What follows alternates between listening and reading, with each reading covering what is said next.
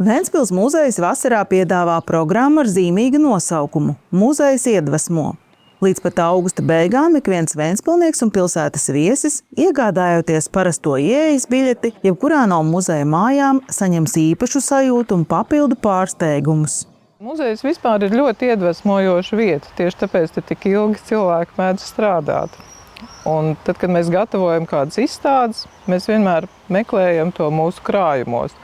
Un krājums ir tas, kas arī iedvesmo, un iedvesmo arī esošā ekspozīcija jau.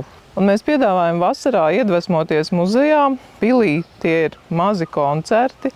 Mēs piedāvājam iepazīt mūsu seno mūzikas instrumentu kolekciju, lejerkasti, pianolu un arī stiprināties garā ar dzīvības ūdeni.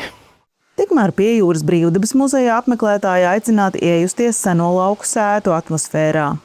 Brīvdabas muzejā varēs justies kā mājās kādās no senajām sētām. Tur varēs staigāt ar ķekatām, varēs mācīties, kā berst graudus. Un tur ir arī šovasar mums ir jauki zvēri ieradušies no zemnieku saimniecības buki, ir trusīši un ir arī aita un kaziņa ar mazu kazlēnu.